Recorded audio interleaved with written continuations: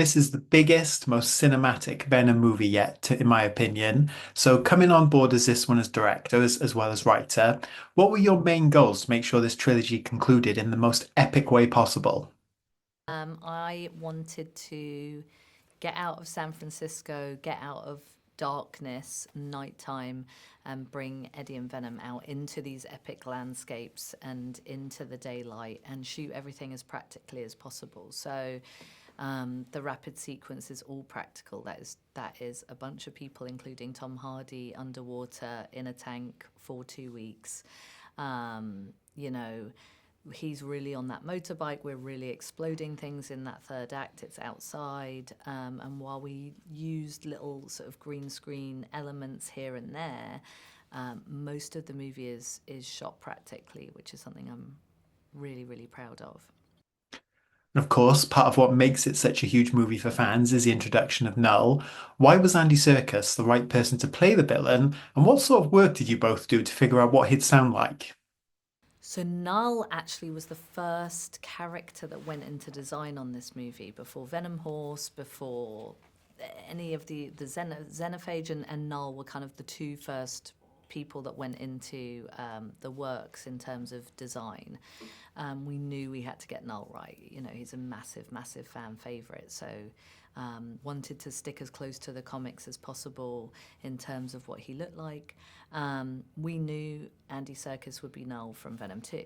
You know, he was our director on Venom 2. Tom and I were always talking on Venom 2 about what Venom 3 was going to be, and we knew that we wanted to introduce Null in the way that we have.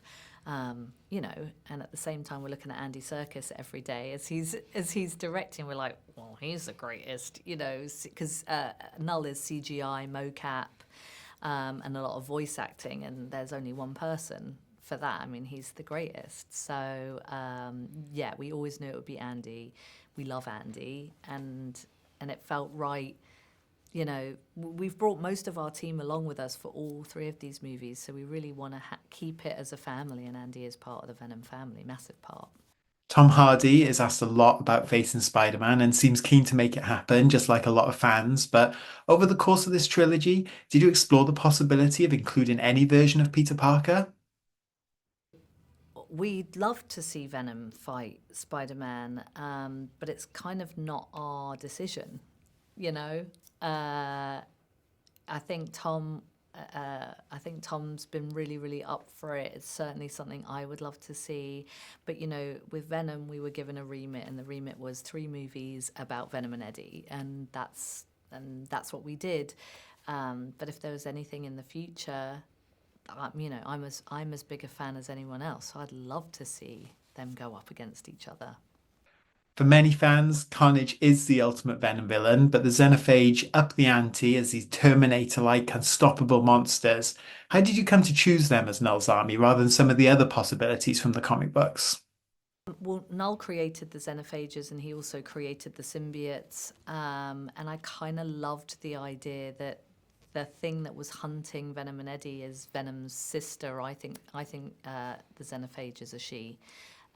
We referred to her as Elaine during the during the shooting. So I just loved the idea of them. And then as Tom and I were discussing the character of the xenophage, we came up with this idea that they had like these wood chipper mouths, and that, you know, whatever they ate spat out the back of some vent in her head. And so we just, as soon as we came up with that, we just thought that that would be the most fun thing to see on screen, and that she would be an awesome.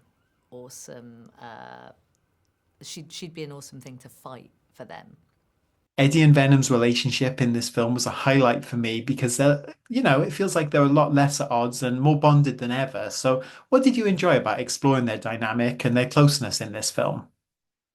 Well, you know, I think in Venom 1, they, you know, did not want to be together, but were kind of forced together. In Venom 2, they've been together for a while and they don't like each other, so they split up. And in Venom 3, they've kind of come to the conclusion that they, you know, love each other and they want to be together, and they've sort of reached symbiosis with each other. But of course, that's the very thing that is going to tear the world apart. And so, you know, I love that they've reached symbiosis, but we all know that Eddie and Venom bickering with each other is something that we all love.